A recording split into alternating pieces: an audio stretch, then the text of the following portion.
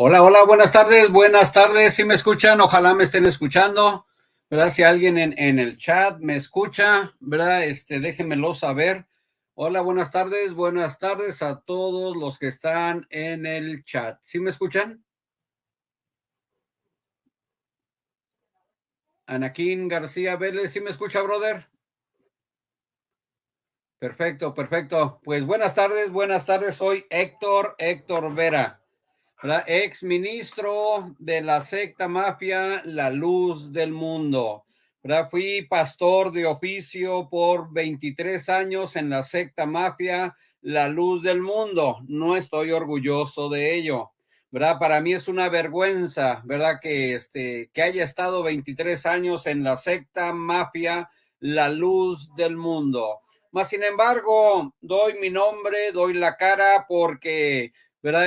Queremos que todo mundo conozca qué es la luz del mundo, cómo se desarrolla esta secta. Y en esta tarde tenemos un invitado especial, nuestro amigo y hermano Carlos Arciniega, ¿verdad? Que nos va a hablar acerca de la historia de la secta La Luz del Mundo. Fui diácono de la secta, yo bautizaba, presentaba, ¿verdad? Tenía muchas funciones dentro de la organización religiosa, ¿verdad? Que tiene por nombre La Luz del Mundo, que más que luz son tinieblas. En esta tarde, ¿verdad? Me contactó mi amigo Carlos, ¿verdad? Ya nos habíamos puesto antes, ¿verdad? Para que, ¿verdad? Se le dé lectura a algunos puntos importantes, ¿verdad? Porque la historia de la secta La Luz del Mundo está muy, unos dicen una cosa, otros dicen otra, pero vamos a platicar en esta tarde un momento. Le voy a dar la bienvenida a mi amigo Carlos Arciniega. Bienvenido, mi hermano, este es su canal.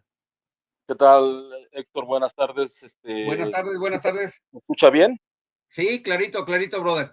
Ok, qué bien, Héctor. Bueno, es muy importante, más que nada, voy a iniciar un poquito con el inicio de lo que es el origen de la fe del señor Eusebio. Yo creo que la historia a grandes rasgos, pues él nació en 1896 en Colotal, Jalisco, eso ya lo sabemos todos. Sí. Estudió sus estudios primarios en Tlaltenango, Zacatecas, termina sus estudios, a los 14 años se enlista en el ejército bajo las órdenes del general Marcelino García Barragán. Lo más interesante de esta historia, pues más que nada es que se conozca el origen real de lo que es la Iglesia La Luz del Mundo. Ellos provienen desde Agapito Soto. O sea, voy a contar un poco de cómo Agapito Soto evangeliza a los famosos. En la historia de de la Iglesia Apostólica de la Fe en Cristo Jesús los llaman los profetas chamagosos, de ahí salió que el pastor Gamaliel los estuviera llamando así también. Entonces, les voy a platicar sobre estos dos profetas. Estos dos personajes influyeron en la formación de grupos, estamos hablando de Saulo y Silas, influyeron en la formación de grupos que más tarde llegaron a integrarse a la Iglesia Evangélica Cristiana Espiritual IS. Los verdaderos nombres son Antonio Muñoz y Francisco Flores. El primero es originario de Zacatecas y el segundo de Nombre de Dios Durango. Ambos eran de denominación católica de buena posición económica que unidos por la amistad decidieron realizar un viaje de negocios a Nuevo Casas Grandes, Chihuahua, donde tuvieron la oportunidad de escuchar a un predicador que respondía al nombre de Agapito Soto de la Iglesia de la Fe en Cristo. La doctrina expuesta por este predicador hizo mella en Antonio Muñoz y Francisco Flores, los cuales recibieron el mensaje renunciando a su antigua religión y bienes materiales y fueron bautizados por este varón a mediados de 1924. Pocos días después, para que ellos aprendieran, pocos días después lo suficientes para que ellos aprendieran de su padre en la fe algo de doctrina y también los vicios de este predicador como sueños, visiones y revelaciones que fueron autorizados por él para predicar donde fueran pasando, llegar, llegar a Villa de Dios y de allí se dedicaron a evangelizar a sus habitantes e incluso se atrevieron a interrumpir la celebración de una misa en la parroquia del pueblo, logrando con ello una gran arremetida de los católicos, pues con grande violencia los expulsaron del referido templo. De ahí, dejando las provisiones que había en la tienda de Silas en manos de los pobres y salir con rumbo a Torreón. Los vecinos, quienes aún recuerdan a tan legendarios personajes que se habían vuelto locos habiéndose dejado crecer el pelo y la barba, se habían ido a pie por la carretera de los Albores en los albores de agosto de 1924. Algunos habitantes de la ciudad de Torreón, Coahuila, vieron llegar a estos dos personajes de raro aspecto, uno de pelo liso, algo más bajo de los hombros y barba larga, el otro ondulado y grande, la cabeza también de barba grande y abundante, y otro de pelo ondulado, abultándole grandemente la cabeza. Sus vestidos, aunque sucios, incluían sacos de buen vestir, su calzado de pelo lacio, botas tipo militar, y el de pelo ondulado, simples guaraches. El aspecto de ambos causaba extrañeza y cierto respeto. Su forma, su forma de hablar llamaba la atención de los habitantes de la ciudad. Se proclamaban profetas de Dios, y sus argumentos doctrinales eran la sanidad, el ungimiento con aceite y el don de lenguas y el descalzamiento, entre otros. Además, enseñaban que todo aquel que fuese convertido debía adoptar un nuevo nombre bíblico que le revelara el Señor, y todos debían agruparse en un solo pueblo, viviendo en comunidades exclusivamente cristianas. Yo pienso que de ahí viene el hecho de que Eusebio se cambió el nombre Sí. por el bautismo, y el hecho de las comunidades exclusivamente cristianas es la idea de la hermosa provincia, viviendo juntos como hermanos, juntar los sueldos el fin de semana y nombrar comisiones para comprar víveres, y no decir esto es mío, o todas las cosas serían de todos y para todos. El medio evangélico de 1924 da razón de la presencia de estos hombres en Torreón y de cómo lograron hacer una membresía considerable. Eh, de la ciudad de Torreón pasaron a San Pedro de las Colonias, Coahuila. Fue ahí donde evangelizaron a Eusebio Joaquín González, quien años más tarde fundara la Iglesia Cristiana Espiritual a la Luz del Mundo en su tercer bautismo por Lino Figueroa el 27 de julio de 1938. En el año de 1925, siendo un fiel seguidor de estos profetas, y fue en presencia de Francisco Borrego, Catalino Ortiz, Alfonso Esquedas, que Saulo bautizó a Eusebio con el nombre de Aarón Joaquín, segundo bautismo, el primero fue el católico. Eusebio, después de ser bautizado en 1925, recibió un nuevo nombre en presencia de la congregación. Saulo, hablando en voz alta, exclamó: no se llamará más tu nombre Eusebio, sino que Aarón será tu nombre. El argumento para cambiarles de nombre era que el que antes tenían se les había dado conforme a la bestia. Desde entonces Eusebio estuvo con ellos, ayudando a Saulo y Silas en lo que necesitaran. También allí en San Pedro de las Colonias se unió a ellos Catarino Ramos, que más tarde se hiciera llamar Amado Barnabás. Ya presenta el libro una lista de personas que se cambiaron el nombre. No los voy a mencionar para no cansarlos tanto. Solamente quiero decir que estos personajes, Saulo y Silas, después hicieron también el invento de que Saulo les decía a los esposos que por revelación de Dios debía de cohabitar con las mujeres de estos, y estos lograba esto sin objeción de parte de los esposos de estas mujeres. Eh, a, Después de que un joven se le puso al brinco a Saulo porque quería Saulo que su hermana de nombre Febe se acostara también con él, se empezó a disgregar el grupo, y la historia de ellos menciona que murieron, uno murió de una enfermedad, y después, el asunto es que los dos murieron antes de 1935. Esto lo menciono porque La Luz del Mundo menciona que en 1938 Eusebio Joaquín fue a hablar con ellos, cosa que obviamente no es cierto. La iglesia, la historia de La Luz del Mundo, el libro que se llama Breve Historia de la Restauración de la Primitiva Iglesia Cristiana, menciona que Eusebio y Elisa continuaron asistiendo a esta congregación religiosa. Estamos hablando de la Iglesia Cristiana Espiritual, que después se llamó Iglesia Evangélica Cristiana Espiritual.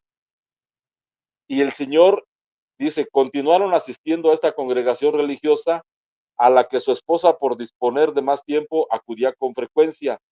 Y el Señor manifestó sus bendiciones con ella, dándole la promesa y el sello del Espíritu Santo. Esto fue en 1925. Estamos hablando de que esta es la propia historia ya de la luz del mundo. Lo anterior fue del libro de la Yese. Es el libro Breve Historia de la Restauración de la Primitiva Iglesia Cristiana, que es el primer libro que se escribió de la luz del mundo y que ahora la luz del mundo desconoce.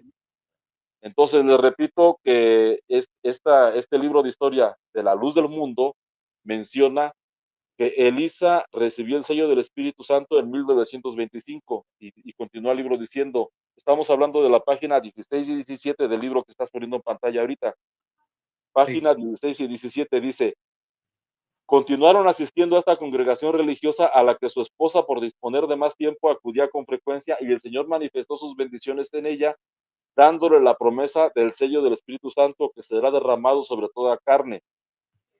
Por el poco conocimiento que tenía sobre cómo se debía demandar este don celestial e ignorar qué señales se presentarían, en su sencillez rogó a nuestro Señor se lo aclarara y además suplicó, Señor, si las manifestaciones que tiene mi esposa son de parte tuya, yo quiero sentir lo mismo. En busca de esta comunión espiritual, procuraba la soledad, se iba a un lugar apartado detrás de unos machuelos y matorrales que había cerca del cuartel, y ahí se postraba en súplica y humilde oración. Mas por la falta de preparación espiritual, al estar glorificando al Señor, cuando sentía que su boca se endurecía, callaba sin esforzarse por seguir glorificando, y la bendición se terminaba. Entonces, volviendo a las costumbres paganas del viejo hombre, maldecía, creyendo que aquello que le ocurría era una presencia de un mal espíritu. O sea, Eusebio Joaquín maldecía al Espíritu Santo porque no sabía que era el Espíritu Santo, según la historia del mismo Aarón Joaquín. Por lo que, queriendo ahuyentarlo, lo imprecaba con maldiciones para que lo dejara en libertad de seguir pidiendo las promesas. Cuando ya guardaba silencio, se presentaba de nuevo la bendición que él desconocía y nuevamente volvía a sentirse invadido por un fuego que debía ser celestial, porque era una emoción desconocida pero sublime. Por ese tiempo en el que estaba demandando la promesa del Espíritu Santo, llegó de visita a la iglesia de Torreón el hermano Leandro García, pastor de la iglesia de Matamoros, Coahuila. Aunque este era comerciante, dedicaba tiempo para consagrarse a Dios y llevar una vida más espiritual, por lo que le impuso las manos a Eusebio en oración para librarlo de aquella lucha intensa. De inmediato recibió la prenda del Espíritu Santo y, fortalecido con ese don, continuó soportando los sarcasmos de sus compañeros de trabajo. La fuente de esto que acabo de leer es La Luz del Mundo, breve historia de la restauración de la primitiva iglesia cristiana, páginas 16 y 17. Eso es lo que narra la historia que el mismo Eusebio contó. Entonces, ya después de estos eventos, Eusebio se dirige a Monterrey, está viviendo con los chamagosos, ahí es donde supuestamente recibió la revelación de que tu nombre será Aarón y todo eso. Después de estar en Monterrey con ellos, la historia narra que, a ver, esta página, fue en ese mismo año cuando decidió separarse para hacer un viaje hacia Guadalajara. Obviamente, esto ya es de la historia de la IES, no dice que, no, la historia que leí del libro que estás presentando en pantalla, dice que se fue hacia Tampico, y aquí la historia de la IES confirma que efectivamente sucedió así. Dice, fuentes fidedignas relatan de la llegada de Eusebio a Tampico como en los meses de octubre y noviembre de ese 1926, y estuvo en mi casa hospedado por unos cuantos días juntamente con su mujer y una muchacha que iba con ellos, la cual se llamaba María Jasso. De ahí pasó a la colonia Morelos y estuvo en casa del hermano Cesario Zavala pocos días. Lo primero que hizo fue visitar la casa de oración de la Iglesia Cristiana Espiritual del Golfo, la cual pastoreaba Catarino Ramos, el mismo que se hacía llamar Amado Barnabás y que conocía muy bien a Eusebio. En esa primera vez que estuvo en la casa de oración, habiendo llegado la hora en que se encontraba reunida la congregación en la puerta del templo, Eusebio, este es un evento que ocurrió cuando Eusebio llegó a Tampico, dice la historia de la IS, que se puso en la puerta del templo de rodillas y así avanzó. ¿Has visto como cuando los católicos entran a la Basílica de Guadalupe de rodillas desde la entrada Sí, hasta el sí, altar, ¿no? Bueno, como una así narran penitencia. exactamente, así fue como entró Eusebio hasta el altar, Ajá. actuación que no agradó a Catarino, el cual sin hacerle caso prosiguió con el culto. Eusebio se sintió menospreciado y dictó con mucha solemnidad una sentencia que decía: derramaré el mar sobre este pueblo perverso por no haber recibido un siervo de Dios. Después de este incidente, salió del puerto de Tampico, pasando por Ciudad Valles en su paso hacia Guadalajara, donde, según la historia de la Luz del Mundo, llegó el 12 de diciembre de 1926. Ahí se dedicó a combinar el trabajo de evangelismo con el trabajo material para subsistir. Se dice que vendía libros, aunque con muchas dificultades a causa del arraigo católico de la población tapatía. Logró levantar una iglesia en 1931. Esta iglesia llegaba al número de 106 miembros. De esto ya estaba enterado el hermano Francisco Borrego, pues Eusebio sostenía correspondencia con él, ya que los lazos ya que los unían lazos fraternales desde 1924 y 1925, dado que se habían formado juntos cuando convivían en la región lagunera. La región lagunera es toda la zona de Torreón, Coahuila, Gómez Palacio, Durango, Lerdo, Durango, San Pedro de las Colonias. A eso se le conoce como región lagunera por quienes no conocían. En una de sus correspondencias, el hermano Borrego invitó a Eusebio para que asistiera a la convención en Torreón para incorporar oficialmente la obra bueno, aquí dice la iglesia, pero otras fuentes dicen que es lo que era la obrita de Guadalajara, al Consejo Mexicano. Fue así como se le encuentra en Torreón leyendo el informe que da de sus actividades evangelísticas durante la primera sesión de la Convención General del Consejo de la Fe Apostólica celebrada en Torreón, Coahuila. Esto es muy importante porque hasta antes de lo que voy a mencionar, Eusebio no tenía ningún puesto ministerial oficial, no era ministro. Dice aquí, el 15 de agosto de 1931, en donde Eusebio incorpora la Iglesia Cristiana Espiritual de Guadalajara al Consejo de la Fe Apostólica, dando el siguiente informe: bautismos 106, nacimientos 10, matrimonios 3, defunciones 3, expulsados 16, total de niños 50, adultos 90. Con esta información queda registrado él como pastor de la misma, a la vez que da a conocer el cuerpo administrativo de dicha iglesia presentándolos como candidatos para el ministerio de ancianos. Ellos fueron los hermanos Jesús Chávez y Rodolfo Garibay. Durante la estancia de Eusebio Joaquín en Torreón, se hospedó en casa del hermano David Albas Cisneros. Bueno, de ahí me voy a brincar un poquito porque no es tan relevante esto. Dice, aparte, los apoyados brincaron.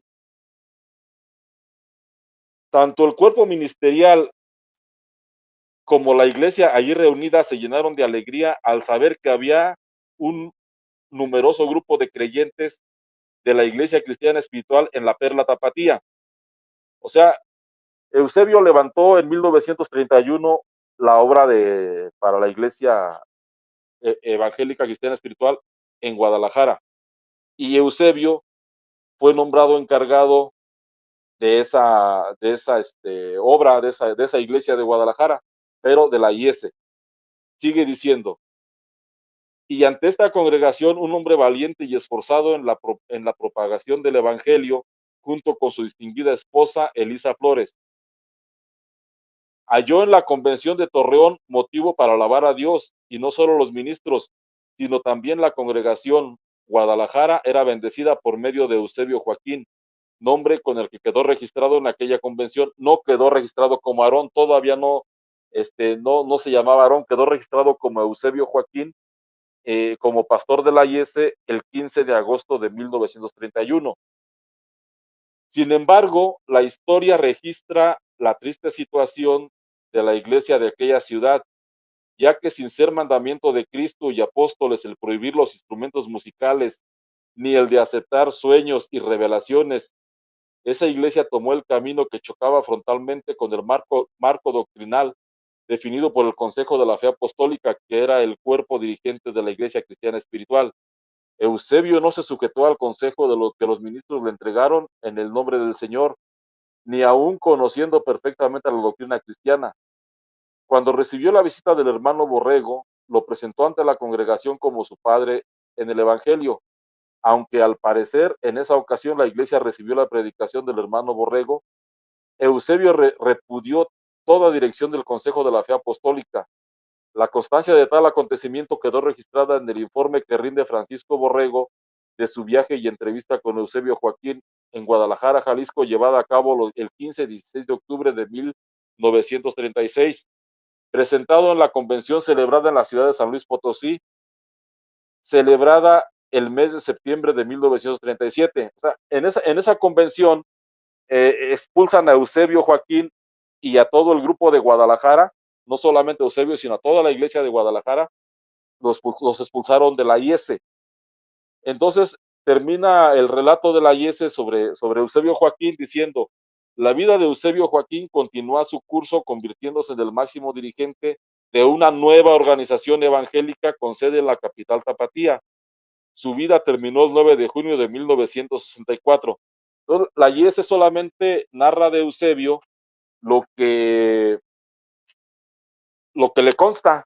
O sea, lo expulsan de la IS en 1937 y la IS, lo último que conoce de Eusebio es que Eusebio funda una nueva iglesia en la capital tapatía. Se los vuelvo a repetir, dice: la vida de Eusebio continúa su curso convirtiéndose en el máximo dirigente de una nueva organización evangélica con sede en la capital tapatía. Su vida terminó el 9 de junio de 1964. Entonces, eso lo narra la historia de la Iglesia Evangélica Cristiana Espiritual, que en esos tiempos solamente se llamaba Iglesia Cristiana Espiritual. No son dos iglesias, es la misma, solamente que cambió de nombre. Ahora les voy a leer un fragmento de la Iglesia del Buen Pastor, del esbozo histórico del Buen Pastor. Esto lo narra el hermano José María. Dice: por algún tiempo el hermano Aarón estuvo en comunión con la Iglesia Cristiana Espiritual, pues en algunas ocasiones llegó a concurrir a las convenciones que celebraba dicha iglesia en Torreón, Coahuila, y en el año de 1937 fue visitado por el hermano Francisco Borrego y otro hermano de apellido Botello, en su carácter de supervisores de la obra, pues ellos deseaban conocer el estado de la iglesia referente a la doctrina y disciplina establecida en la misma. Pero el hermano Aarón, en un sentimiento de santidad y pureza de corazón, había ya, había ya establecido en la iglesia una doctrina y disciplina más estricta y con más fundamento bíblico. Y aunque mucho discutieron sobre el particular, ya no fue posible tener ningún acuerdo con ellos, y desde esa fecha el hermano Aarón determinó separarse de la iglesia cristiana espiritual. Para el hermano Borrego, la doctrina y disciplina que el hermano Aarón había implantado en la iglesia era muy extremosa y sin verdadero fundamento bíblico, pero el hermano Aarón lo afirmaba con las Sagradas Escrituras. Esto, el hermano que escribe en ese esbozo histórico de la iglesia del Buen Pastor, no está hablando mal de Eusebio, al contrario, habla bien, pero confirma que es una separación de la IS, la luz del mundo. El nuevo nombre de la iglesia, esto es a la página 6, voy a pasar a la página 7. El hermano Aarón, después de haber quedado independiente de la iglesia cristiana espiritual, enseguida convocó a todos sus colaboradores para deliberar al nombre que se le diera a la iglesia en el futuro, y después de presentar sus ponencias, llegaron al acuerdo que la iglesia llevara el mismo nombre que ostentaba antes de la separación, es decir, Iglesia Cristiana Espiritual, y que solo se le agregara un nuevo título para diferenciarla: la luz del mundo. y es por eso que por ahí hay algunas actas que presentó el pastor Gamaliel y que anduvieron circulando, donde el membrete de la iglesia era Iglesia Cristiana Espiritual, la luz del mundo. Entonces, después de ahí, pues ya se procede al bautismo de Eusebio, solamente que la historia de la luz del mundo narra el cuento de que Eusebio en su segundo bautismo, que fue el de Saulo y Silas, estuvo mal bautizado y que ellos bautizaban en secreto la fórmula trinitaria, cosa que no es cierto por lo que leí anteriormente. Eh, Eusebio nunca tuvo contacto con gente trinitaria. Los chamagosos fueron trinitarios cuando eran católicos, pero cuando se convirtieron a la nueva doctrina, ya fueron totalmente cristocéntricos, entonces ellos bautizaban en el nombre de Jesucristo. Aquí eso es una mentira, así como también es mentira el hecho de que Eusebio los haya encontrado en 1938, porque la historia de la IS y otras historias dicen que murieron antes de 1935. Les voy a leer solamente lo que es el tercer bautismo de Eusebio, que esto ya es de la propia historia de Eusebio, que es la luz del mundo, breve historia de la restauración, de ese libro de Chávez. Exactamente ahí, lo que está en esa hoja, lo subrayé, dice, escogió pues el hermano Aarón a Lino Figueroa para que lo bautizara, a él y a la hermana Elisa, y enseguida a su familia. De inmediato él bautizó a todo el cuerpo ministerial, y así ya hubo pastores que bautizaran a toda la iglesia, lo cual aceptó con agrado. Cuando el siervo de Dios explicó estas cosas, los invitó a obedecer, dejándolos en libertad de aceptar según su conciencia, fe y entendimiento. Este bautismo se efectuó el 27 de julio de 1938 en la casa de oración de la calle 46. Es el tercer bautismo del señor Eusebio Joaquín, porque el primer bautismo es el bautismo católico, el segundo bautismo es el que le administraron los señores Saulo y Silas, y el cuarto bautismo, perdón, el tercer bautismo es este que le administró Lino Figueroa. La versión de la luz del mundo, que es el libro que estamos viendo ahorita, es breve historia de la restauración de la primitiva iglesia cristiana, comprueba que la iglesia materialmente inició en 1938, porque en 1939 se construyó el primer templo de la luz del mundo. Y eso está en la página 92 del libro La luz del mundo, breve historia de la restauración de la primitiva iglesia cristiana, que se dice que es ¿cómo se llama? Lo que está escrito en ese libro, Eusebio Joaquín se lo dictó a Chávez y Herrera. Dice, el hermano Aarón consagra el primer templo de la luz del mundo.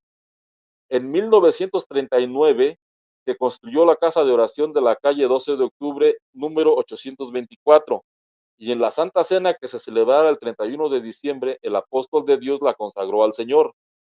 La última Santa Cena que se conmemoró en este lugar se verificó el 31 de diciembre de 1940. Las siguientes se efectuaron en el templo sede de la hermosa provincia. Y aquí ya vamos a entrar un poquito a lo que es la situación de 1942, porque ya después se brinca hasta ahí la historia, la historia de la luz del mundo. Estamos leyendo la propia historia de ellos, que es la luz del mundo, breve historia de la restauración de la primitiva iglesia cristiana.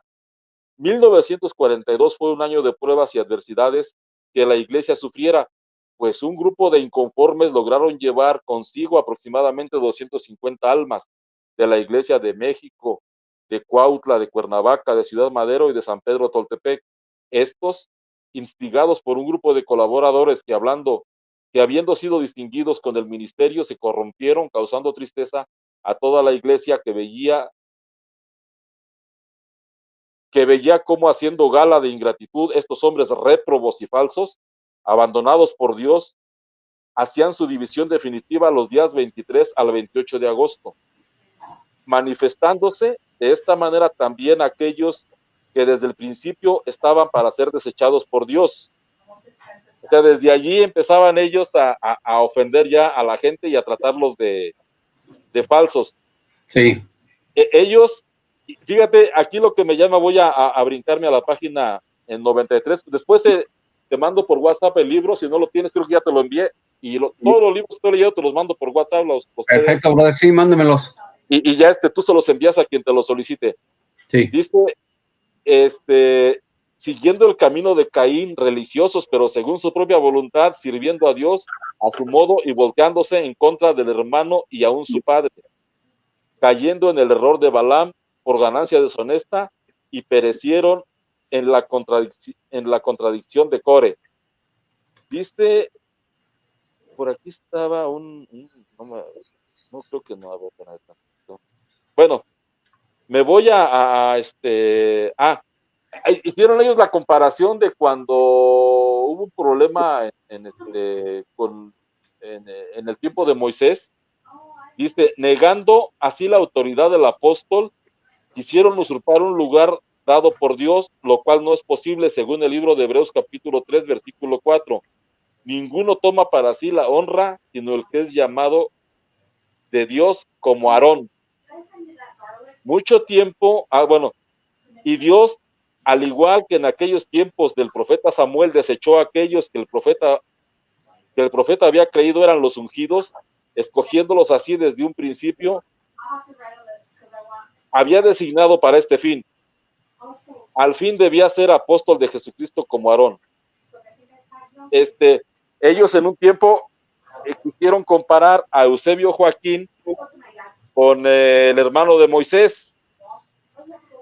¿Sí me entiendes cómo está la Sí. situación ahí? Bueno, ahora voy a darles lectura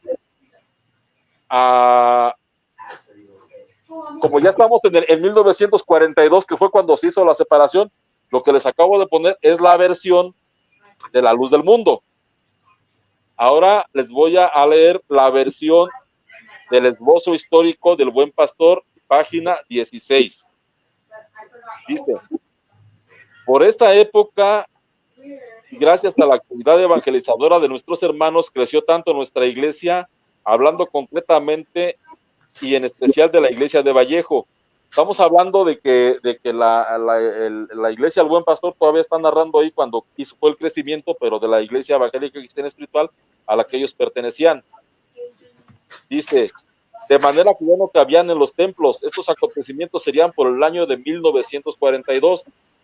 En ese mismo año, cuando en puntos doctrinales empezamos a escuchar que vendrían falsos profetas y falsos doctores, y de estos saldrían de su mismo pueblo, por eso nos exhortaban para que estuviéramos apercibidos y alertas y que oráramos mucho. Esta clase de enseñanza la escuchamos aproximadamente por 2 meses. Estuve escuchando el testimonio de la señora Elisama Sosa y el testimonio de la hermana, de la esposa del pastor Ana Mari, ¿cómo se llama? Bueno, que Eusebio Joaquín se hacía acompañar de mujeres desde aquel tiempo. Entonces, dice, este es otro redactor, no es en el mismo libro, pero eso es el testimonio de otro pastor. Dice, y aconteció que nuestra hermana Teresa, esposa de nuestro pastor y hermano José María, llegó de Guadalajara y le platicó a su marido que Joaquín Aarón, obispo gobernante, si observa no lo llamaban apóstol, de nuestro movimiento por aquel tiempo se le había festejado su cumpleaños con muchos regalos, que se le habían cantado cantos en su honor, no obstante que nuestra doctrina dice cantar alegres a Dios y no al hombre, así como también no acepta la idolatría hacia los mortales. De los cantos que se cantaron fueron 569, 570, 566, 561 de los himnarios que utilizan los denominados de la luz del mundo. No sé si más o menos hasta ahí van más o menos captando cómo va la situación. Al enterarse, o sea, se hace la revuelta y empiezan a hacer ya una rebelión y a ponerse en desacuerdo con Aarón, porque Aarón hizo la primera Santa Cena hidrolática. Bueno, la primera Santa Cena la hizo en su cumpleaños en 1941, en agosto de 1941. y el 14 de agosto de 1942 ya la hizo totalmente idolátrica hacia él. Dice la página 18, casi al final de ese mismo libro: al enterarse Joaquín Arón del acontecimiento que causó aquí en la Ciudad de México, entre todos nosotros, la celebración de su cumpleaños, y que no estábamos de acuerdo, le mandó decir al hermano José María de su próxima visita. Esta fue el 26 de agosto de 1942 y que llegaría en tren por la noche. Así como los siervos de Dios se apresuraron a encontrarlos en la estación de lechería, solo con el fin de que no fueran a dañar a algunos miembros de la iglesia, sino que primero tuvieran una reunión entre ellos para tratar de arreglar las diferencias. Llegaron al templo de Vallejo aproximadamente a las 11 o 12 de la noche, estamos hablando del 26 de agosto de 1942. Dice, este hermano, dice, llegaron al templo de Vallejo aproximadamente a las 11 o 12 de la noche. Este hermano vivía en el templo y esa noche, al estar durmiendo, desperté al escuchar voces, me levanté y acudí al templo y me di cuenta que era Joaquín Arón y su comitiva. Aquí hay algo importante, la mayoría puras mujeres que lo rodeaban, y por otra parte estaba el siervo de Dios, José María, y hermanos que lo acompañaban. Poco después dio inicio a la reunión. Principió Arón manifestando que sabía que existía descontento en la iglesia por causa de ciertos acontecimientos ocurridos en Guadalajara en cuanto a la celebración de su cumpleaños. Y contestaron los hermanos, sí, así es, no estamos de acuerdo. E intervino el hermano José diciendo, hermanos, sentimos que esta no es la doctrina que usted nos ha enseñado. Hemos reconocido que esta es de Dios porque está basada en las Santas Escrituras, prosiguió diciendo, y no queremos esa clase de festejos, ni que vuelva a repetirse lo ocurrido en Guadalajara. Y si usted los quita, no habrá problema, y seguiremos trabajando en la obra de Cristo. Al oír esto, Joaquín Arón pregunta, a ver tú, Marcelino Vargas, tú, Vicente Martínez, Lino Figueroa, hermano Domingo Vega, ¿qué dicen a todo esto? Contestan, estamos de acuerdo con el hermano José María en cuanto a lo reclamado, porque es lo mismo que pedimos nosotros. Al oír esta contestación, Joaquín Arón se puso muy pensativo y titubeante. Esta es la página 19 de este libro. Vamos a la página 20. Eusebio Joaquín les dice, las justas razones de los hermanos y que quitaran todo aquello que no estaba conforme a la palabra de Dios, presintiendo lo mismo las mujeres que lo acompañaban, y antes de que dijera nada se quedó y pensando de pronto se escuchó decir, o sea, las mujeres le dijeron a Aarón, no hermano, interviniendo una de ellas, no acepte, no permita esto, porque usted perderá su autoridad, y cuando usted pretenda implantar alguna cosa con estos, refiriéndose al hermano José y a los hermanos que lo apoyaban, no le van a obedecer, te van a rebelar. Y así transcurrieron pocos minutos, Aarón enseguida pensativo, y las mujeres seguían insistiendo que no aceptara. Después de rato contestó, no quito nada. Y los hermanos que estaban con el hermano Aarón dijeron, no estamos de acuerdo.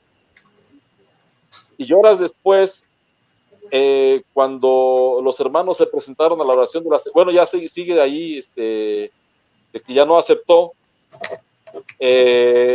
al enterarse, a ver,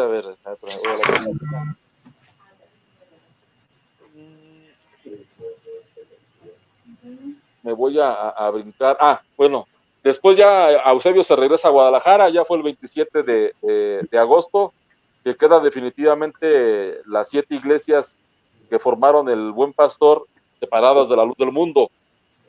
Otra narrativa que hace este mismo personaje ya es respecto a Guadalupe Avelar, y es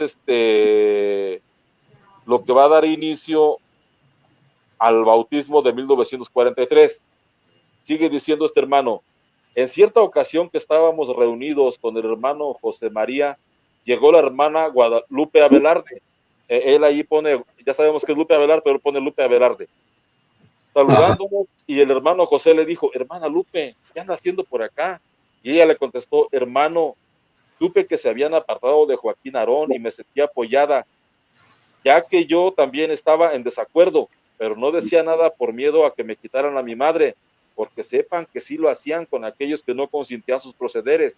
les retiraban a sus seres queridos, hijos, maridos, padre o madre, envolviéndolos, cautivando sus mentes y se los llevaban con ellos, alejándolos de sus familias.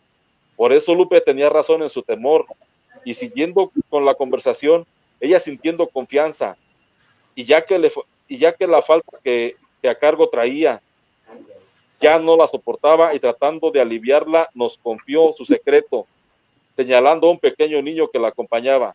Miren, este es mi hijo. Este niño que es mi hijo lo es también de Joaquín Aarón, el que se dice siervo de Dios. Sí es.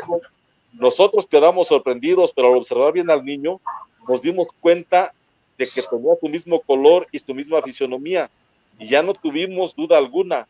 El niño se llamaba Abel, tendría unos 4 o 5 años. Fue así como nos dimos cuenta del pecado de Aarón. Entonces supimos que lo que nosotros reclamábamos no era nada al compararlo con el pecado de adulterio que él había cometido.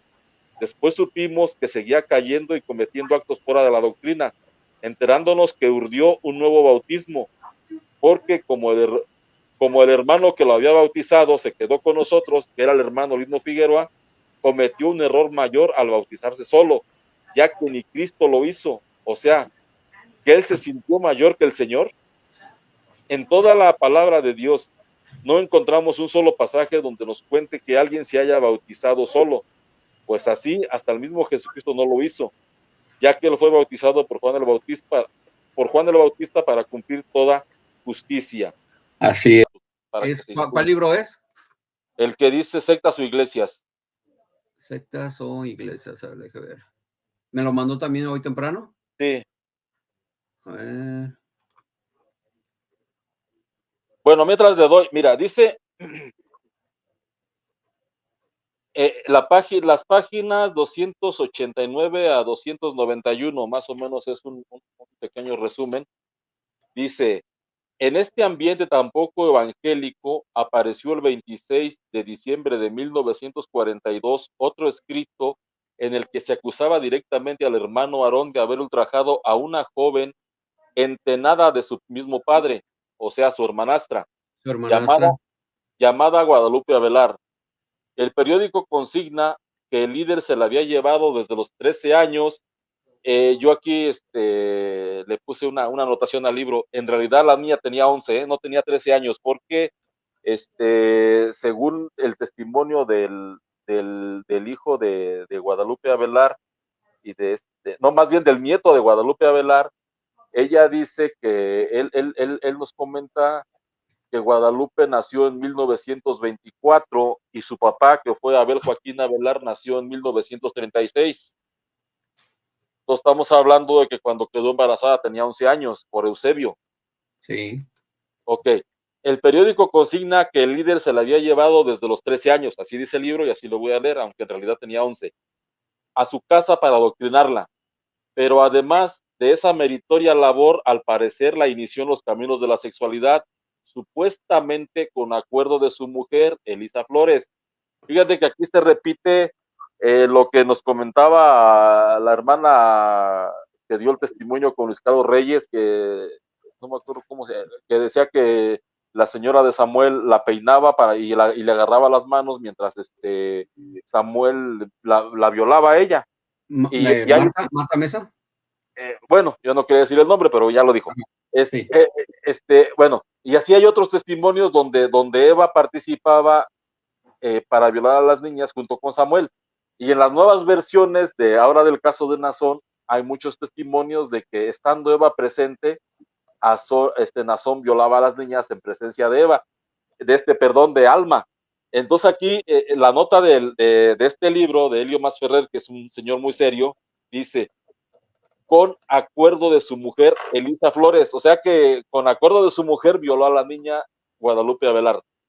Sí, sí, sí. Y quiero resaltar, brother, que el Abel Joaquín Avelar, el hijo bastardo de Aarón Joaquín, ¿verdad? Creó también una iglesia que se conoce como Iglesia de Jesucristo, ¿verdad? Su hijo hoy es el que dirige esta organización, pero es hijo de Abel Joaquín Avelar, ¿verdad? Hijo de Guadalupe Avelar, que como usted está diciendo, tenía 11 años cuando fue violada por Eusebio Joaquín. Adelante, bro. Mas una vez que quedó embarazada, según el testimonio de la afectada, la mujer de Aarón le proporcionó ciertos bebedizos, pero no pudiendo conseguir el objeto que se proponían y temerosos de que el temeroso el pastor de las consecuencias del escándalo entre los feligreses, se llevó a Lupe hasta la población de Tapachula. Una vez que tuvo el hijo, Guadalupe volvió a Guadalajara. A su regreso provocó las amenazas de muerte de Aarón, por lo que la joven y su madre decidieron presentarse ante el Procurador de Justicia del Estado para levantar un acta. Esto es un resumen de lo que aparece en la nota, porque el encabezado de la nota que apareció el 26 de diciembre dice: un pastor es acusado ante la justicia. Con engaños ultrajó a una joven y posteriormente amenazó con asesinarla. Entonces, ese es el periódico El Occidental de Guadalajara, 26 de diciembre de 1942. Sigue diciendo el libro de Helio Masferrer Khan, que se llama Sectas o Iglesias. Eso está en la página 289 a 291, dice: en marzo del año siguiente, que es 1943, asumió el cargo de gobernador de Jalisco el general Marcelino García Barragán, el que Aarón, cuando solo se llamaba Eusebio Joaquín González, había servido en el ejército, según el texto de Ibarra. Se dice que llegó a ser el encargado de dar el tiro de gracia en los fusilamientos. ¿Le sirvió la gubernatura de García Barragán al ungido, siervo y elegido de Dios para callar las acusaciones en su contra? Aquí quisiera leer un poco algo. Hay un libro en internet que se llama Los inicios de Aarón Joaquín, escrito por David de la Luz. Voy a leer un poquito nada más el resumen de qué relación tuvo Eusebio Joaquín con Marcelino García Barragán, así bien rápido. Adelante, brother. Ok. Tras la toma de Zacatecas por la División del Norte del Ejército Constitucionalista en 1914, Eusebio Joaquín fue reclutado a los 18 años en un... hay unas historias que hablan de que Eusebio nació en 1898. Esto confirma que nació en 1896, porque tenía 18 años en 1914 y murió en 1964 a los 66 años. Nació en 1896. En un principio, por su incapacidad y falta de destreza, le asignaron el trabajo de cadete mandadero de oficina en Sonora. El año 1915, Eusebio se dio de alta en el 33º Batallón y es ascendido a sargento segundo. Allí conoce al que fuera teniente Marcelino García Barragán y al subteniente Alejandro Cuevas Gómez, bajo las órdenes del maestro normalista y teniente coronel Paulino Navarro, quien enseñaba a los soldados a leer y escribir en sus ratos libres. Es en el estado de Sonora donde Eusebio Joaquín fue expuesto por primera vez a la intolerancia y represión contra católicos e indígenas. El gobernador interino de Sonora, que en ese entonces, general Plutarco Elías Calles, que contaba con el apoyo logístico de Estados Unidos, modificó el artículo 36 de la Constitución de Sonora para quitarles los derechos de ciudadanía a quienes no fueran partidarios del ejército, constitucionalista. A las tribus yaqui y tribus mayos ordenó deportarlos a lugares de trabajo en el centro y norte del país. Confiscó el Seminario Conciliar Católico y en marzo de 1916 expulsó a todos los sacerdotes católicos del estado, acusándolos de simpatizar con el movimiento de Pancho Villa y el general Maytorena. El 33 Batallón del Ejército Constitucionalista, en el que militaba Eusebio Joaquín, fue parte de los diferentes contingentes enviados en apoyo del gobernador para reprimir la sublevación del pueblo yaqui. Marcelino García Barragán, con el 33º Batallón, participó en la defensa de la ciudad de Chihuahua, asediada por revolucionarios villistas, por lo que logró el grado de capitán segundo de infantería. De nueva cuenta, el 33 Batallón fue enviado en 1918 a someter al pueblo yaqui, que exigía se le devolvieran sus tierras. Por esas fechas, Eusebio Joaquín González fue asignado en 1918 y 1919 a los límites del estado de Michoacán y Guerrero, después Veracruz, donde Marcelino García Barragán vio nacer a su primera hija. Marcelino García Barragán consiguió el grado de capitán primero y después el grado de mayor de infantería en 1920.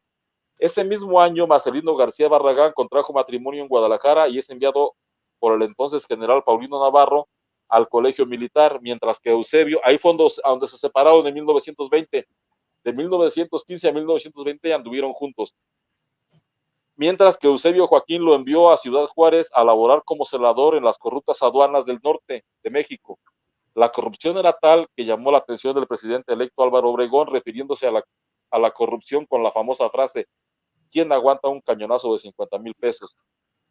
En esa época se formaron movimientos políticos que probablemente influenciaron a Eusebio Joaquín González, entre ellos las alianzas entre bolcheviques mexicanos evangélicos y el propio gobierno, fomentando la difamación, privación de libertades y agresión contra los católicos. A tal grado llegó la propaganda anticatólica que se invadían templos para colgar banderas comunistas en ellos, asesinatos de católicos sindicalistas y actos de terrorismo en 1921, con bombas inclusive en la Basílica de Guadalupe y en la Casa del Prelado de Guadalajara y en la Ciudad de México. Todo eso andaba haciendo don Chevito antes de ser evangelizado. En 1943, Eusebio Joaquín fue encarcelado con un expediente criminal de 54 páginas con acusaciones tan graves como asesinato y violación de menores. ¿Te acuerdas que Nazón dijo que Eusebio fue encarcelado, ah? Sí, lo dijo. Ok, bueno. Estando en los separos de la policía, esto ocurrió ya en 1943, ¿eh? Sí. Estando en los separos de la policía, uno de los comandantes reconoció a Eusebio Joaquín como excompañero del reciente electo gobernador de Jalisco, Marcelino García Barragán. Se ordenó destruir el expediente, liberar a Eusebio y fue invitado a comer con el gobernador. Literalmente Eusebio recibió el poder, pero no divino, sino terrenal, bajo el protectorado y carta blanca del gobernador. Eusebio Joaquín González restauró la Iglesia Cristiana Espiritual Evangélica de Guadalajara el 18 de julio de 1943, al bautizarse solito. Este fue su cuarto bautismo y pasó a formar parte del corporativismo del revolucionario del partido del PRI. Entonces, después continuó con lo que dice ese mismo libro, dice, en ese año, el 18 de julio de 1943, Aarón recibió su cuarta y más oportuna revelación y decidió borrar su pasado al bautizarse a sí mismo, ya que descubrió que el anterior bautismo no había sido válido. Acto seguido, invitó a sus seguidores a que en un acto de humildad recibieran el nuevo bautismo otorgado por él, acto simbólico de deslinde en el que Aarón se legitima y en el que dice, en el que resigna el post factum, haciendo mediar a Dios, una pugna que había configurado a partir de asuntos demasiado humanos, en los cuales la concupiscencia campeaba por los fueros. O sea, estamos hablando de que Eusebio, aparte de que se fue Lino Figueroa, invalidó el bautismo que había recibido de Lino Figueroa y fue cuando se bautizó a sí mismo. ¿Cómo estamos de tiempo, Héctor? Para leer ya lo último, que sería lo del bautismo revelado. Adelante, brother, adelante, sí. Ok, estamos hablando del libro, ahora otra vez del libro Breve Historia de la Restauración de la Primitiva Iglesia Cristiana, que es libro escrito por la misma Luz del Mundo. Los efectos de ese bautismo, aquí voy a hablar de los efectos porque es el otro, Héctor, el de el Breve Historia de la Restauración. Ok, Ese mero. Bueno, ok. Hay la versión de René Rentería que dice que Eusebio se supo que era apóstol hasta el 18 de julio de 1943. Y otras versiones de la misma Iglesia de la Luz del Mundo dicen que la Iglesia tiene su fundamento en el bautismo, por lo tanto, si el bautismo no es válido, no hay Iglesia.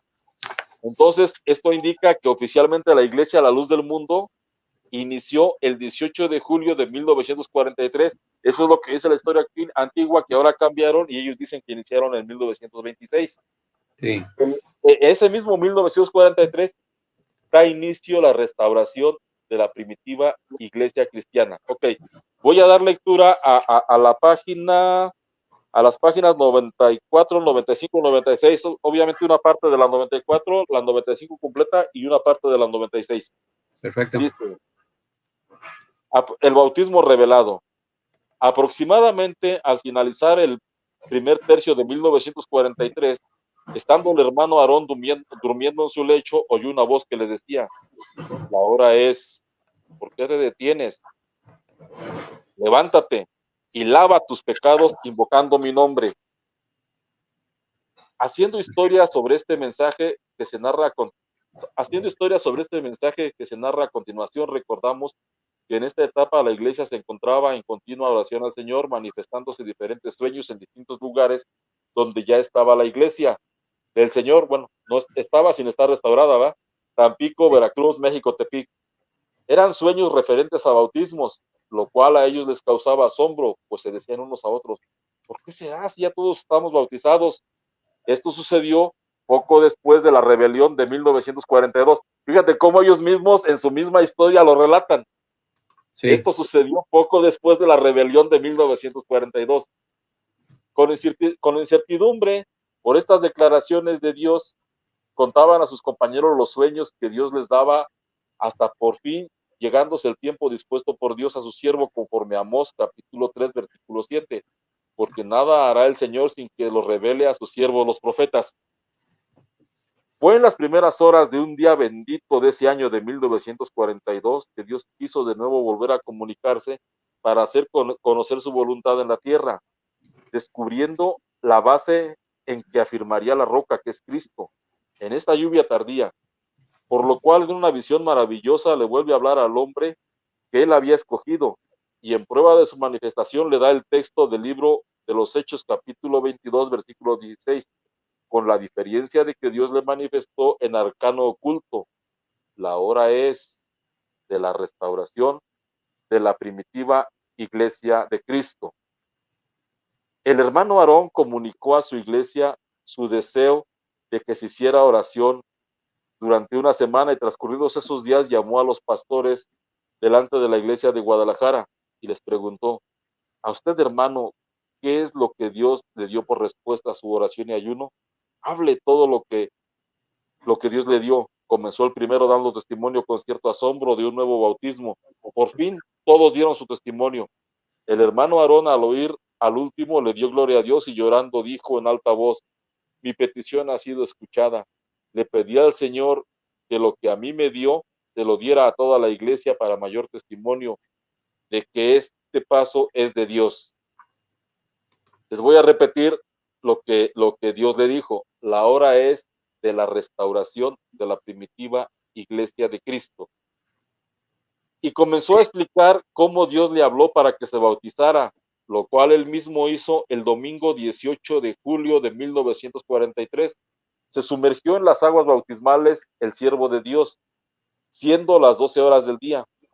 Asistieron al siervo de Dios en su bautismo los hermanos José Garibay y Julián Zamora. Enseguida bautizó a su familia y algunos ministros más, quienes llenando los requisitos quedaron autorizados para efectuar a su vez el bautismo de la demás iglesia.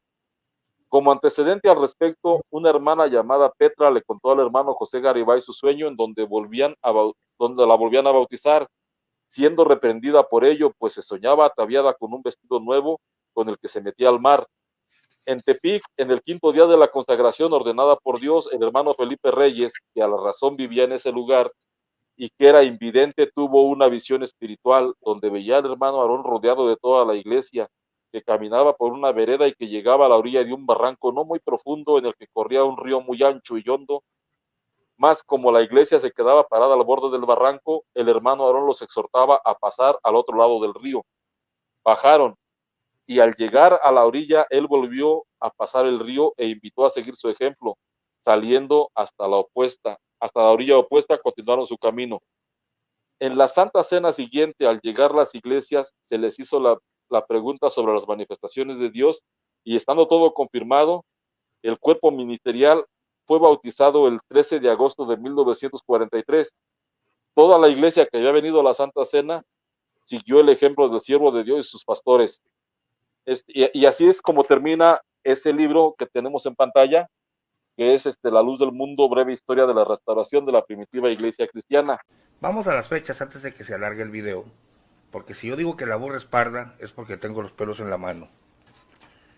Por supuesto que lo que la gente de La Luz del Mundo tiene en su mano y puede adquirir en Berea es este libro. Es una retacería de mentiras.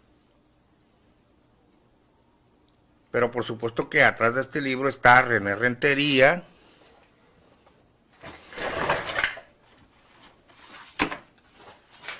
que también muchos de los antiguos lo tienen, pero no lo leen, ni siquiera se han dado cuenta que los han engañado. Pero Chanfle, Cáspita, Zambomba, Recórcholis.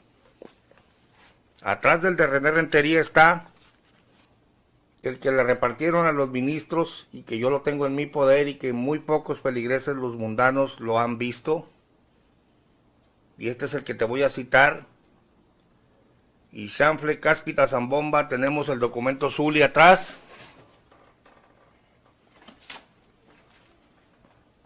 Las hojas que le repartieron a los pastores exclusivamente. Estamos hablando del libro de Berea original, página 118. Dice antes, bautizándose solo. El siervo de Dios se invadió de una enorme sorpresa. En su profunda reflexión entendió, comprendió, interpretó el carácter absoluto de la orden de Dios. Aprendió que el misterio de su origen y el misterio del origen de la iglesia estaba en el bautismo. En el bautismo, en el nombre de Jesucristo, y en el bautismo de Él por sí mismo. Aquí yo puse 1, 2 y 3. ¿Por qué? Bueno, porque si hasta 1943 Eusebio entiende que el origen de la iglesia estaba en el bautismo, entonces la iglesia no existía todavía. Es más, ni él existía, porque si el origen de la iglesia está en el bautismo y él desconocía el de los chamagosos y el del lino, entonces Eusebio no existía, no había iglesia, no se había dado origen. Todo esto son tonterías, hermano, todo esto son incoherencias. Leo de nuevo, aprendió que el misterio de su origen y el misterio del origen de la iglesia estaba en el bautismo. En el bautismo en el nombre de Jesucristo y el bautismo de Él por sí mismo era principio y cimiento de una nueva generación de creyentes. Se dijo, este es el principio de mi fe. Ah, muy convenientemente, ¿no? Desconozco al lino que se fue al otro bando. Todo lo que los chamagosos me enseñaron no es cierto. Yo aquí principio, pero ya soy apóstol. ¿Cómo vas a ser apóstol si ni siquiera tienes el fundamento? Había sido llamado por Dios, probado por Dios, guiado por Dios, y ahora su bautismo había sido ordenado por Dios. El bautismo del hermano Aarón.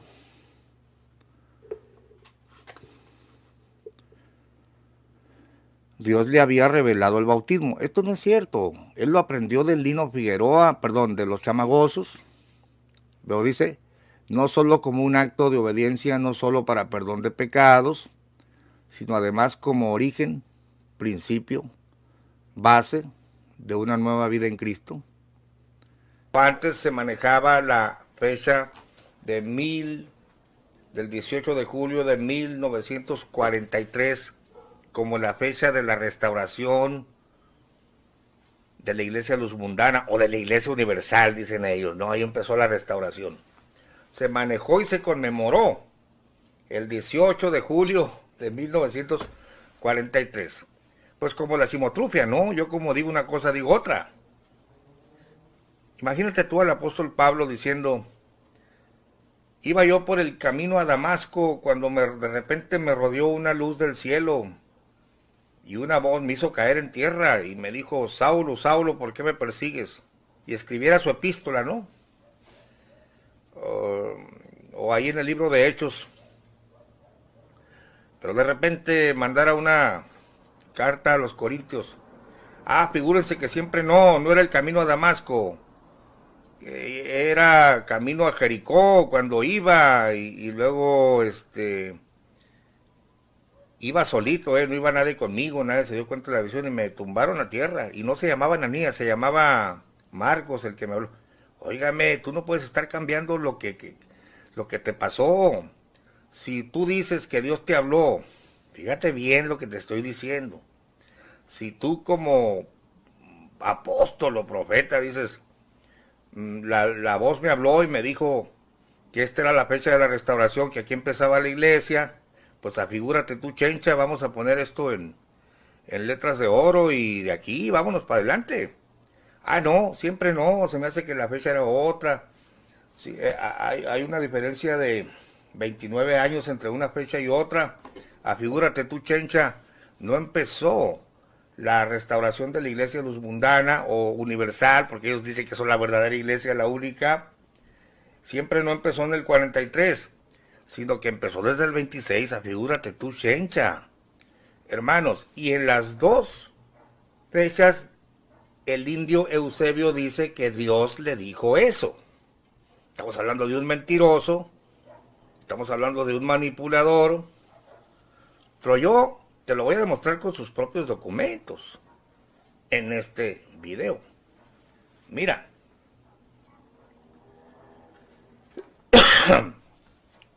En primer lugar, el Elías iba a restaurar todas las cosas. Voy a citarte las cartas de Samuel Joaquín, el hijo del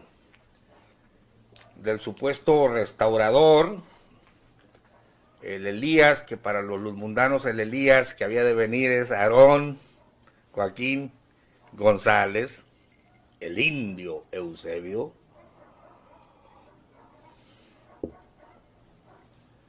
Y se supone que el indio Eusebio iba a restaurar todas las cosas.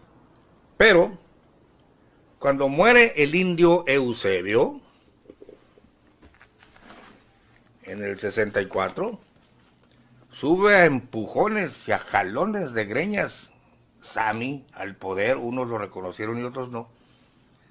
Pero él se pone como el continuador, mira como dice aquí, a ver si lo alcanzas a leer.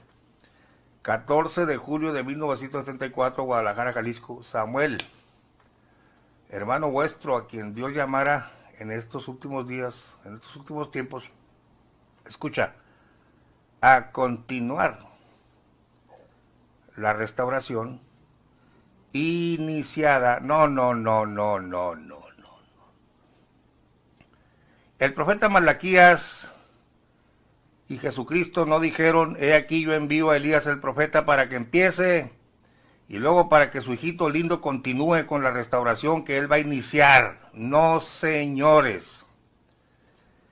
Jesucristo dijo, y cuando él viniere, a la verdad Elías vendrá, y cuando él, Elías, viniere, o sea, Aarón Joaquín, restaurará todas las cosas. Pero el indio Eusebio muere y no le alcanzó el tiempo, no le alcanzó el cerebro, no le alcanzó el ministerio, sino que su hijito lindo, Samuel, hermano vuestro, a quien Dios llamara en estos últimos tiempos, lo llamó a continuar la restauración iniciada no por un profeta, como dice la Escritura, sino por un apóstol del Señor.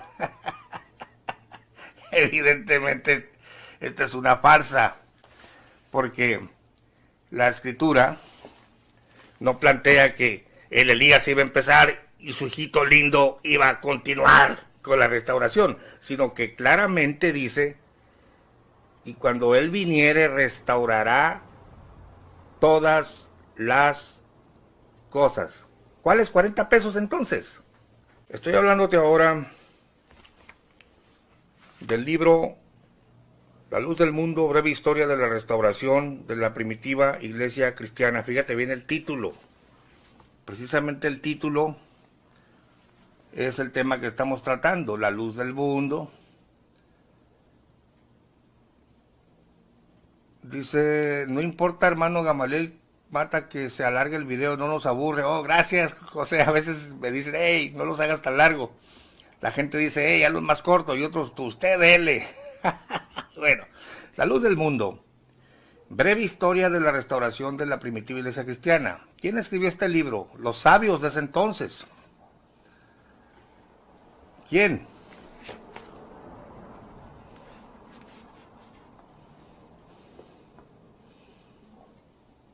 R.B. José Julián Chávez Cuevas, que era cuñado de Samuel Joaquín, muy ilustrado según esto en las escrituras, y R.E. Alfonso Herrera García. Este libro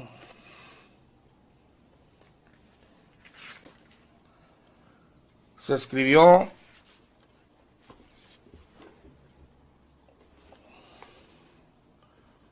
la presente edición es para uso exclusivo del cuerpo ministerial de la Iglesia de la Luz del Mundo. Se prohíbe la reproducción total o parcial de esta obra.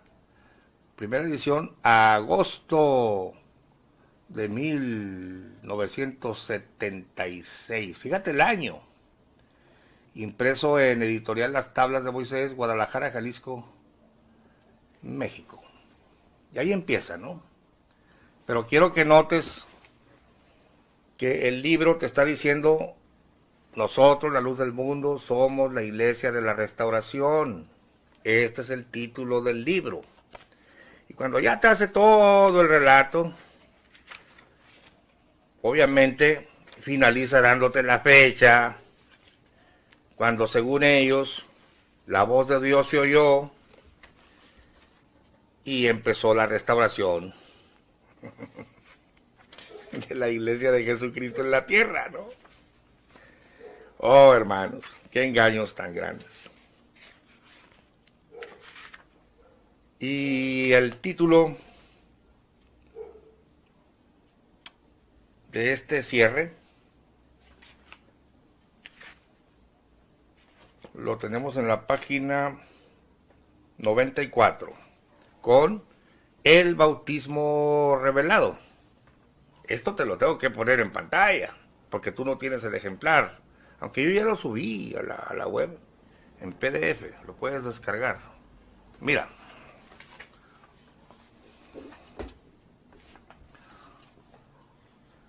El bautismo revelado.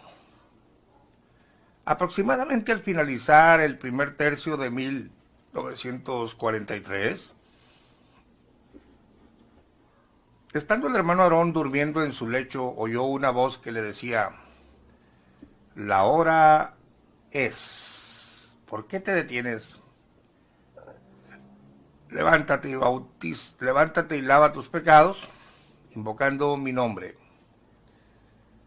Haciendo historia sobre este mensaje que se narra a continuación, recordamos que en esta etapa la iglesia se encontraba en continua oración al Señor, manifestándose diferentes sueños en distintos lugares, donde ya estaba la iglesia del Señor, Tampico, Veracruz, México. Fíjate, ya estaba. Ya estaba sin estar restaurada, pero ya estaba. Eran sueños referentes a bautismos, lo cual a ellos les causaba asombro, pues decían unos a otros, ¿por qué será si ya todos somos bautizados? Esto sucedió poco después de la rebelión del 42. Fue cuando Chema dijo, tú violaste a Idea Velar y no vamos a permitir que te estén alabando a ti con cantos, ¿no? Y se separa la iglesia del Buen Pastor. Esto ya lo hemos visto.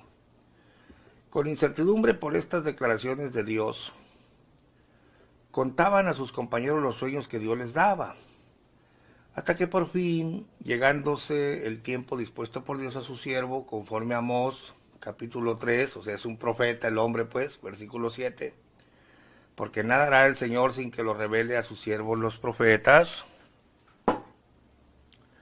Escucha bien. Fue en las primeras horas del día, de un día bendito, fíjate bien, un día bendito de ese año de 1943, que Dios quiso de nuevo volver a comunicarse para hacer conocer su voluntad en la tierra, descubriendo la base en que afirmaría la roca que es Cristo, en esta lluvia tardía. O sea, ellos son los buenos, pues.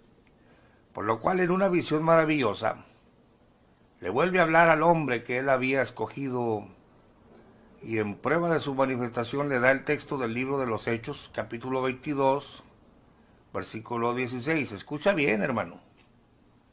Con la diferencia que Dios le manifestó, mira cómo dice, ¿quién se lo manifestó? Dios. Con la diferencia que Dios, a ver,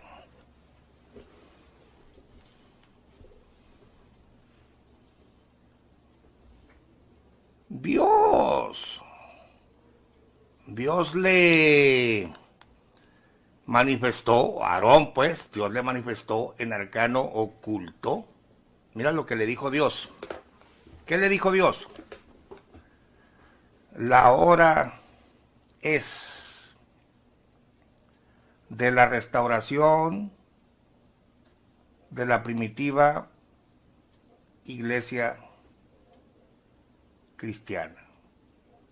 Dios le manifestó a Aarón, su profeta, pues, en arcano oculto. Mira la voz de Dios lo que le dijo. La hora es de la restauración de la primitiva iglesia cristiana. En 1943.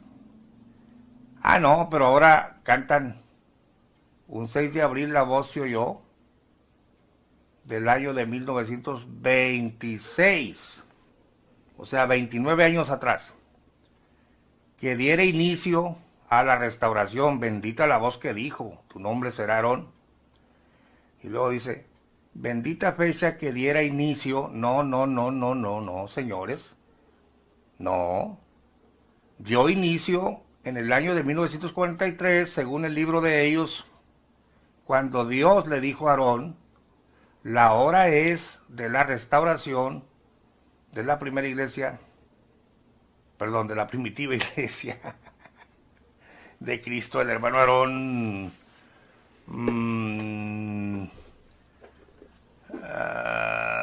comunicó a la iglesia su deseo de que se hiciera ayuno, ¿verdad? Y ya, Julián Zamora y todos, pues, figúrate tú, Chencha, yo me voy a bautizar solito. Y ya, se bautiza solito. La fecha antigua, que según Dios le dijo a Aarón, fue el 18 de julio de 1943. Y era la fecha que se conmemoraba como la fecha o el inicio de la restauración de la iglesia cristiana primitiva, o sea, la luz del mundo, que dicen que son ellos los restaurados, y con ellos empezó todo el show. Pero no vayas a creer que es poca cosa que le hayan dado estos libros, esta edición para los ministros, y esto es lo que enseñaban por muchos años, y es la fecha que conmemoraban. No vayas a creer que solo en el libro hay vestigios. Ahora vamos a las cartas de Sammy, que tanto lo veneras y que tanto lo admiraste y que ni cuenta te diste, que te jugó el dedo en la boca. A ver, un engaño de 29 años de diferencia, caramba, peor que la chimotrufia, ¿no? Yo como digo una cosa, digo otra, no importa, ustedes sigan para adelante. A ver, mira,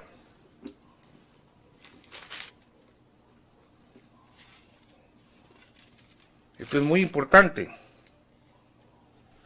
Ahora te voy a leer la carta de Samuel Joaquín del 20 de julio de 1976. Este libro se escribió en agosto de 1976. Pero claro que las hojas de Sully o el documento Sully tenía años circulando entre los pastores, y también dice que esa fecha de 1943 era la fecha de la restauración de la iglesia. Tendré tiempo, aquí está, mira, me abrió como si fuera de Dios, me abrió solito. Dije, no tendré tiempo para buscarlo. Documento Sully, la hora es de la restauración de la primitiva iglesia, nada más que aquí te dice cristiana espiritual, otro asunto, que ya lo hemos explicado.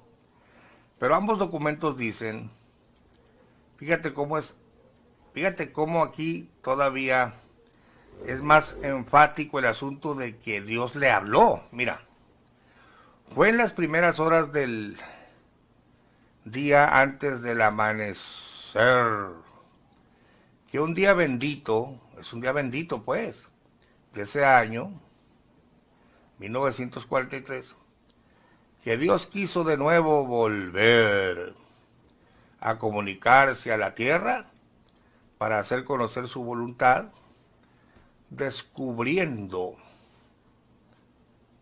la base en que afirmaría la roca, que es Cristo, en esta lluvia tardía, por lo cual, en una visión maravillosa, mira, o esto es verdad o esto es mentira, o aquí Dios mintió en la fecha, o el mentiroso es el indio Eusebio, pero aquí dice que en una visión maravillosa, le vuelve a hablar al hombre que él había escogido, Romanos 11:20, fíjate que acá en el otro libro ya no te pone Romanos, sino Malaquías, ¿no? Amós, no hará nada, dice, y como comprobación a su manifestación le dio el texto de Hechos 22:16, con la diferencia de que Dios le manifestó, o aquí Dios mintió, o mintió el indio Eusebio, porque ahora manejan el 6 de abril del 26. Dice, en Arcano Oculto, la hora es de la restauración de la primitiva iglesia cristiana espiritual. Increíble, hermanos. Es que Aarón se inventó todo esto. Él ahí estaba diciendo, quiero volver a lo que practicaba la IEC. Pero en el libro de Chávez Herrera, que es posterior, ya le quitó espiritual. Y ahí viene, mentira, tras mentira, tras mentira. ¿Qué hace Sammy cuando de forma tímida sube al poder? Ese año, cuando sale ese libro, y las hojitas tenían años circulando, te menciona la bendita fecha, que no es la bendita fecha del 6 de abril que diera inicio a la restauración, sino el 18 de julio de 1943. Estos tan pesados, hermanos y amigos, han sido restaurados 2 veces. Increíble, ¿no? Te lo leo para finalizar el video.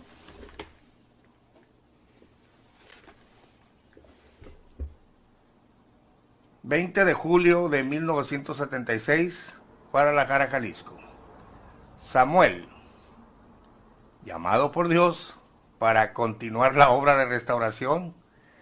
Ya dijimos que Jesucristo no dijo, Elías vendrá y restaurará una parte de las cosas y su hijito lindo va a continuar con la obra de restauración, y cuando se muera su hijito lindo seguirá su nietecito lindo. No, señor. No, pero bueno, él según viene a continuar la obra del profeta que no logró continuar, que no logró restaurar todas las cosas como decían las escrituras. de la primitiva iglesia cristiana, ¿no? A los santos redimidos por la reconciliación otorgada en Cristo Jesús. Gracia y paz del Señor sea en vuestros corazones, sintiendo todavía el aleteo espiritual, que dejar en nuestros corazones el Espíritu de Dios, como creo lo habéis sentido vosotros en vuestro lugar. Escuche esto.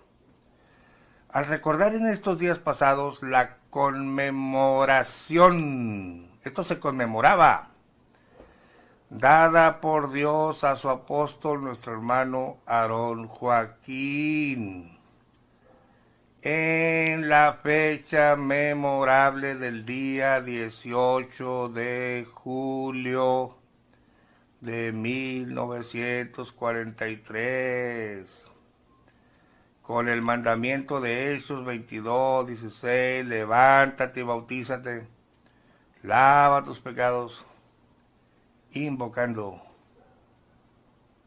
su nombre.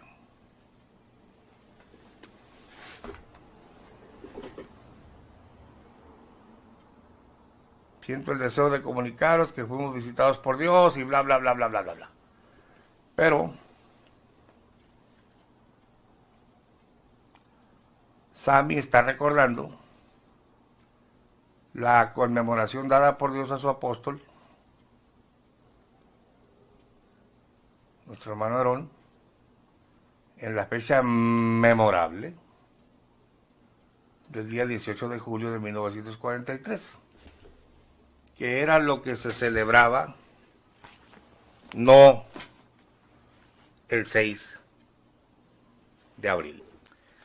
Para concretar rápidamente, en la primera historia escrita por René Rentería, se ve a un Eusebio que hasta 1945 se da cuenta que es apóstol.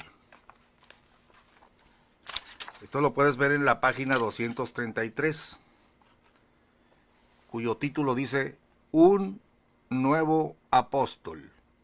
En el año de 1942 fue un año difícil. Amarguras y sinsabores templaron aún más el carácter del hermano Aarón, pero llegó 1943. Es decir, según este libro, Aarón Joaquín es declarado apóstol hasta 1943. Después de tener una visión, fíjate bien, te lo voy a poner aquí, vamos a ver si lo alcanzas a ver. Puedes leer aquí, un nuevo apóstol. Llegó 1943 lleno de promesas y gratas esperanzas. En una visión los cielos se abrieron y miró.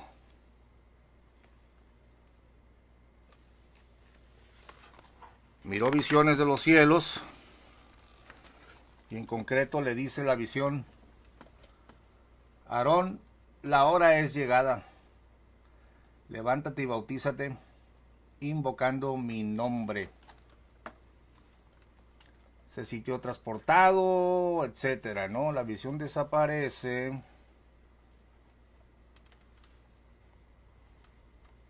Y empieza él a decir: había sido llamado por Dios, probado por Dios, guiado por Dios, y ahora su bautismo también había sido ordenado por Dios. Ok, la parte que nos interesa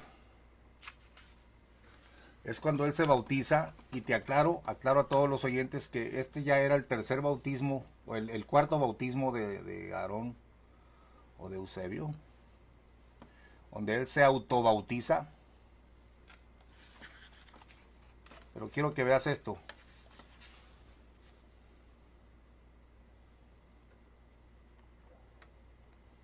Dice: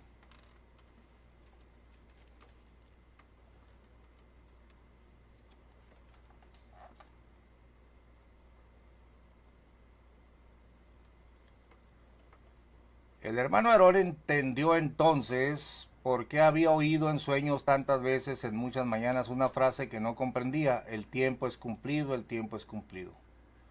Y se preguntaba desesperadamente: ¿qué significa? No entiendo. Hoy estaba claro, interpretó la validez del bautismo en toda su dimensión. No significaba solamente un acto de obediencia ni un símbolo de perdón de pecados. Este bautismo era origen, principio, base, fundamento, del cual dependía el cimiento del edificio espiritual que él había construido. Escuche bien, hoy se autorizaba. Yo le puse una nota porque ahí le insertaron en la edición corregida unas frases diferentes. Qué éxtasis lo invadió, qué emoción inenarrable. Dios le dijo: bautízate invocando mi nombre. Era una frase singular que solo corresponde a un linaje, a una jerarquía espiritual, a un apóstol. Y él había recibido esa orden. Fíjate bien. Repasó la instrucción palabra por palabra, se estremeció, un frío sudor cubrió su rostro y una honda preocupación lo invadió de repente. Anteriormente ni él mismo advertía que el apostolado continuara después del apostolado de Pablo. Sin embargo, esa era su realidad.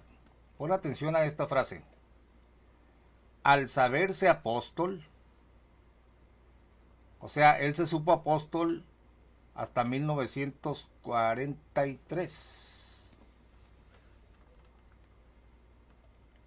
Más abajo dice: Dios me habló y me autorizó por medio del bautismo. Fíjate que lo autorizan como apóstol por medio del bautismo. Dios me habló y me autorizó por medio del bautismo. Esa era su verdadera identidad, el principio de su fe, el fundamento de la iglesia, el apostolado. El hermano Aarón, pon atención aquí, después de esta visión, era un enviado. ¿Cuándo? Después de esta visión. Representante, embajador, enlace y unión entre Dios y la iglesia. Apóstol. Qué dimensión tan profunda. Qué responsabilidad. Ahora predicaría con mayor ahínco. Se entregaría, etc. En pocas palabras, en 1997, Samuel Joaquín manda a escribir la historia de Aarón. Ya te leí en otro video donde el libro está autorizado. Los grandes personajes, los licenciados y los ministros de aquel entonces, pastores renombrados entre ellos, autorizaron el material. Y en este primer libro se ve a un hombre que se convierte en apóstol después de su cuarto bautismo hasta 1943. Pero la doctrina de la elección se fue modificando, fue tomando forma. Después, Samuel Joaquín desecha este libro, manda a recoger los ejemplares, pero es imposible que se pierdan 10,000 ejemplares y yo me hice con uno de ellos. Libro Sectas y Religiones. Si lo puedes comprar, cómpralo. De Helio Masferrer Can, editorial Plaza Valdés, página 289. 5 pesos mensuales para el automóvil del director de la secta, o sea, para Aarón. Prometer no usar corbata, no concurrir a bailes. Y a las madres se les obligaba, fíjense, a repudiar a los hijos si estos han sido arrojados de la secta, o a los hijos a maldecir a sus madres si éstas han desobedecido ¿a quién? A los dirigentes. Sí, pues si no creo en la elección, eres basura, eres gangrena, eres hijo del diablo, eres un tumor, eres una víbora. Increíble, ¿no? Estos son los amargos frutos de un claro cisma. El reportero agrega que 10 templos se han separado en diferentes partes de la República, está hablando de la iglesia del Buen Pastor, a raíz de los acontecimientos mencionados. Una nota posterior del 30 del mismo mes alude al conflicto en la colonia La Nueva Luz, pues una de sus partes se resistía a salirse de la colonia y aseguran sus miembros que por esa razón han recibido amenazas de muerte. Bueno, pues aquí ya es la carne en toda su expresión. Esto no es el evangelio, hermanos, esto es una secta perniciosa peleando los derechos en un gueto. ¿Quién te manda a meterte a un gueto tipo nazi para entrar en una represión? No, el Señor te libre de esas cosas, ¿no? En este ambiente tan poco evangélico, es lo que estoy diciendo, esto no tiene nada que ver con el evangelio, apareció el 26 de diciembre otro escrito en el que se acusaba directamente al hermano Aarón de haber ultrajado a una joven, entenada de su mismo padre, es decir, su papá se la prestó a Aarón, más o menos tendría 12 años la niña, llamada Guadalupe Avelar. Esta que ven en la foto, déjenme ver a ver si podemos acercarla. Miren, de mirada tierna.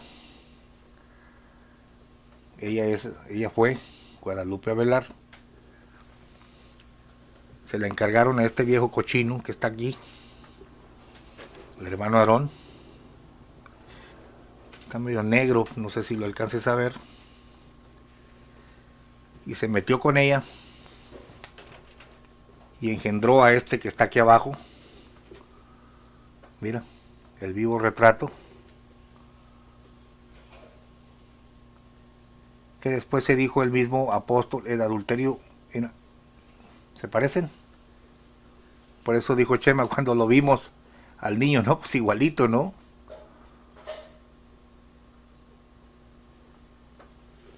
Repito, a mí que me interesa que este señor se haya metido con la muchacha. Bueno, si hubiera vivido en ese tiempo, pues viejo cochino, le hubiera dicho, arrepiéntase de sus maldades, ¿no?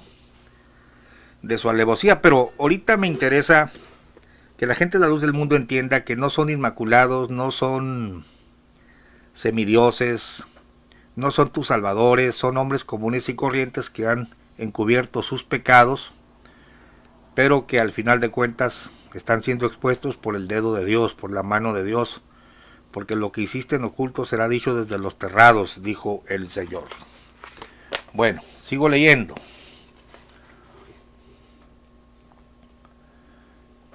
Acusaban al hermano Aarón de haber ultrajado a una joven llamada Guadalupe Avelar. El periódico consigna que el líder se la había llevado desde los 13 años, perdón, no eran 12 sino 13 años, a su casa para adoctrinarla. Bueno, Xóchitl es lo que dice, que desde niña la llevaron y la adoctrinaron, que tú vas a ser del siervo de Dios. Esto desde el 42, hombre. Aquí no estamos hablando de algo que se inventó Xóchitl. Por eso es tan importante, hermanos, conocer la verdad, porque la verdad te liberta. Te tienen engañado ahí con un sueño de una familia semidivina, ¿no?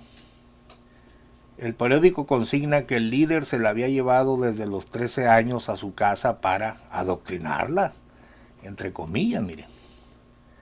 Pero que además de esa meritoria labor, al parecer, la inició en los caminos de la sexualidad, supuestamente con acuerdo de su mujer. Caramba.